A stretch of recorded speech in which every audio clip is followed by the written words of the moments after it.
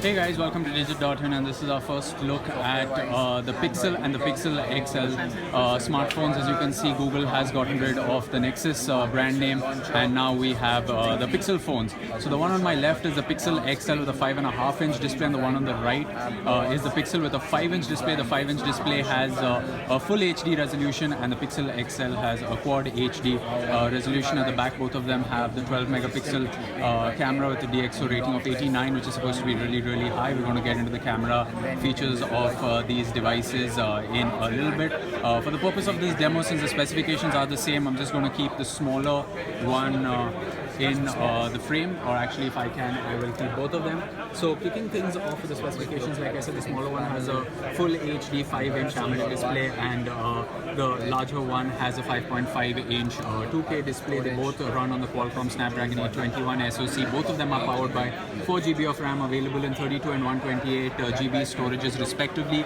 Unfortunately, there is no micro SD expansion available.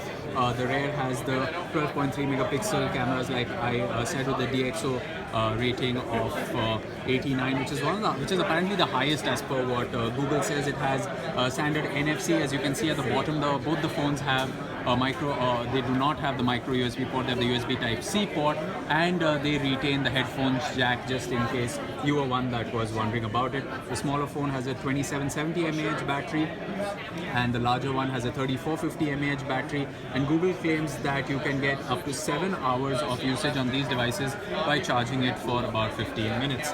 Now, one of the biggest highlights, of course, is Android 7.1. Nougat running on the smartphone with the Google Assistant, and I'm quickly just going to run through that with you. You long press and the Google Assistant turns up. As you can see, it's already recognizing everything that I'm saying, so I'm just going to switch it off for a second and bring it back and show you something that it can do. So let's say, show me attractions near me. So just a random question to ask it, and it recognizes my location, and it's given me some of the local attractions near me. Now, of course, being in San Francisco, one of the highlights for me is, of course, the Alcatraz prison, one of my favorite films with Sean Connery and Nicolas Cage. The Rock was shot here, so I'm just going to quickly see if I can get some information on that. Give me information on Alcatraz. So as you can see, it has given me information on Alcatraz, and at the bottom here you can see that there are a bunch of options that you can actually see. So, for example, if I want to go see a tour of that, I get to see that option. Why is Alcatraz closed? I can see that. How many prisoners does Alcatraz hold? A lot of history and a good trivia. Now, Google says that it doesn't support Hindi yet for something like this, but I'm still just going to give it a try just for practice sake. So, abhi time kya ho raha hai?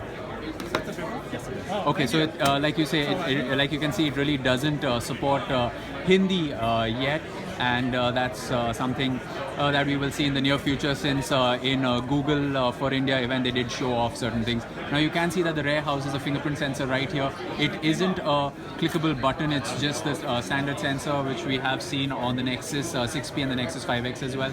There is no more camera bump at the back, which is something that's really good. And the reason I have picked up the blue color to show you is because the blue is one color that is not going to come to India. You are going to get the silver one and the black one.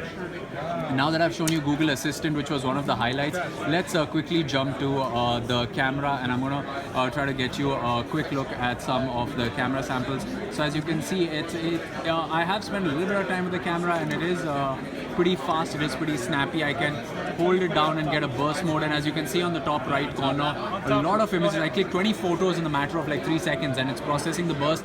It's of course going to show me all the images. Google is also going to recommend and show me which are the best of these images that I can use, and it's going to give me like a little bit of a preview that you can see all these are the images that I've taken.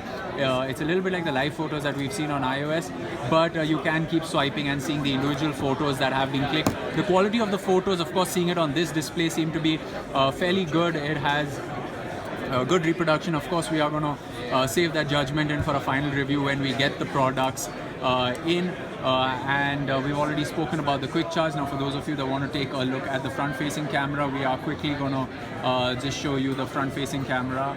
And hello.